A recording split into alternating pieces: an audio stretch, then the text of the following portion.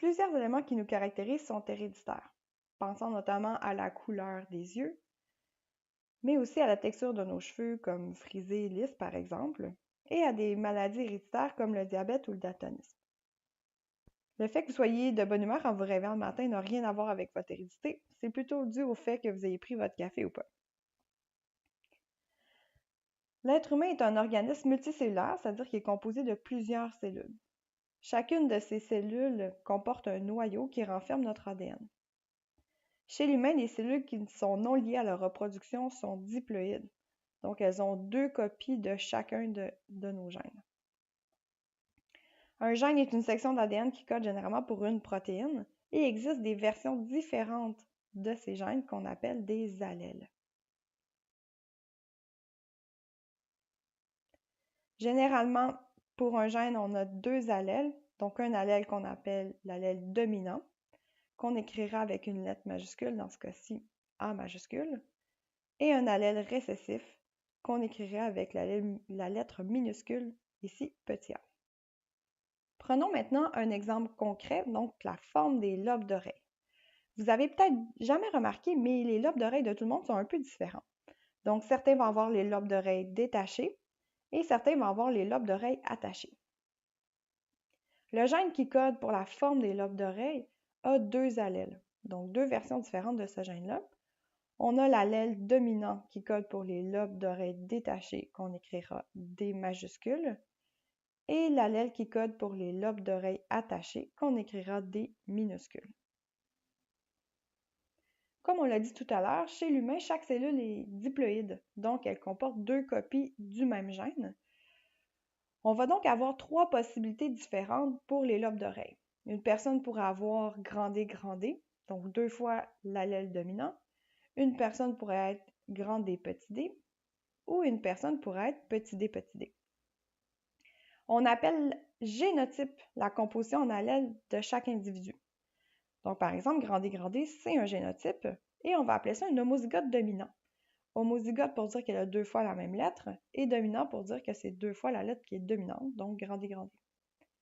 Une personne qui est grand D, on appellera ça un hétérozygote. Et finalement, la personne qui est petit d, on va appeler ça un homozygote encore une fois, mais cette fois-ci récessif, puisqu'elle a les 2 allèles récessifs. On appelle phénotype le caractère observable de ces gènes. Donc, dans notre cas, est-ce que la personne a les lobes d'oreille attachés ou détachés? Donc, un individu homozygote dominant grand D aura les lobes d'oreille détachés. Un individu hétérozygote grand D aura les lobes d'oreille détachés aussi. Et finalement, la personne petit d aura les lobes d'oreille attachés. Remarquez que la seule façon pour l'allèle récessif de s'exprimer, c'est d'être présent en 2 copies. Donc, dans le cas de la personne qui est homozygote récessif. On effectuera maintenant un croisement monohybride, donc un croisement où on suit un seul gène. Donc, on reste toujours avec le gène des lobes d'oreille attachés ou détachés. On a donc une maman qui a les lobes d'oreille détachés, mais qui est hétérozygote pour ce caractère. Et elle désire avoir des enfants avec un homme qui a les lobes d'oreille attachés. La première étape, c'est de déterminer le génotype des parents, qu'on appellera P. Dans le cas de la maman, on a dit qu'elle était hétérozygote, donc va avoir un allèle dominant et un allèle récessif. Elle sera donc grand D, petit d. Pour le papa, c'est un peu plus simple. On a dit tantôt la seule façon d'avoir les lobes d'oreille attachés, c'est d'être homozygote récessif, donc petit d. Deuxième étape, la plus difficile, déterminer les gamètes. Donc les gamètes, c'est les cellules de la reproduction. Donc pour la femme, qu'est-ce qu'elle va mettre dans ses ovules? Donc dans le cas de la femme, il y a 2 possibilités, grand D ou petit d.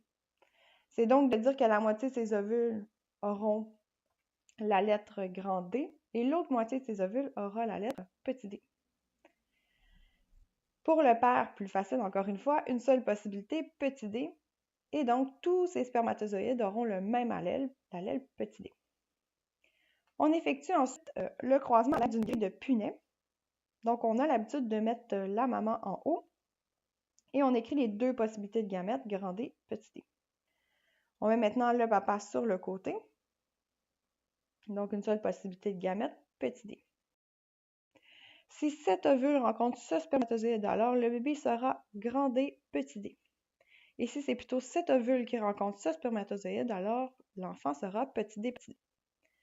On détermine ensuite les génotypes et les phénotypes de la génération 1, qu'on appelle la F1. Pour les génotypes, on a deux possibilités. Donc, 50% des enfants sont grand D, petit d, et 50% des enfants sont petit d, petit d. On pourrait dire aussi une chance sur deux, c'est la même chose. Finalement, pour les phénotypes, on a encore une fois deux possibilités. Donc, soit le bébé aura les lobes d'oreille détachés, c'est là le génotype grand D, petit d, ou soit le bébé aura les lobes d'oreille attachés, c'est là le génotype petit d, petit d.